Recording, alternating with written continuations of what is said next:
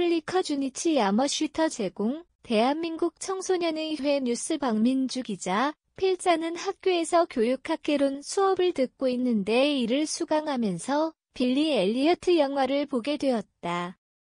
이는 영국 로열 발레단의 남성 무용수인 필립 모슬리의 실화를 바탕으로 제작된 영화이다.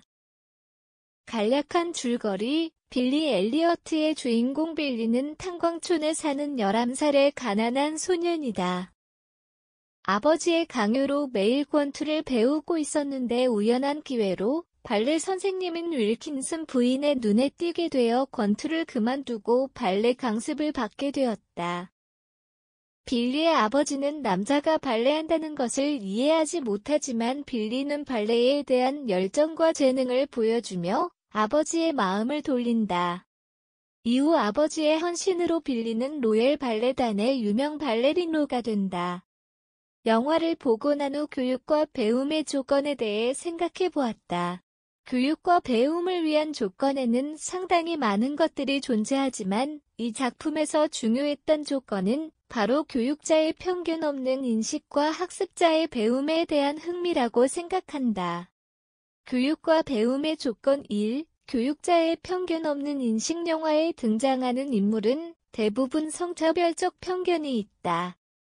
발레는 상위 계층의 여자가 하는 것이며 권투는 남자가 하는 것이라고 생각한다. 그렇기에 남자가 발레를 하는 것은 수치스러운 일로 여긴다.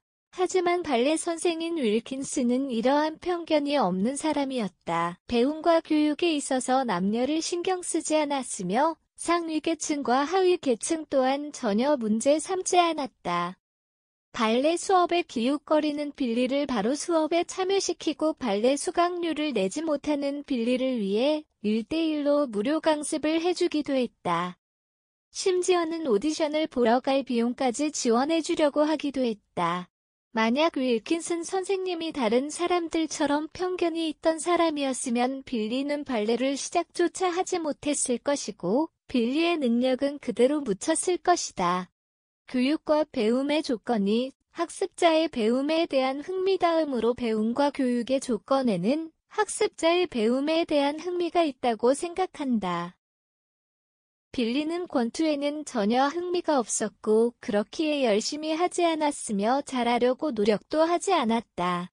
권투 선생님은 빌리의 실력을 향상시키기 위해 화도 내고 강습이 끝난 이후에 나머지 연습을 시키는 등 여러 노력을 했지만 빌리의 흥미를 유발하는 데에는 실패했다. 하지만 우연한 기회로 발레 수업을 받게 된 빌리는 권투를 배울 때와는 달리 발레의 흥미를 느끼게 된다.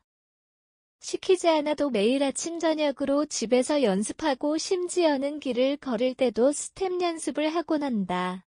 이처럼 어떤 일이든지 배우는 사람은 그에 대한 흥미가 있어야 한다.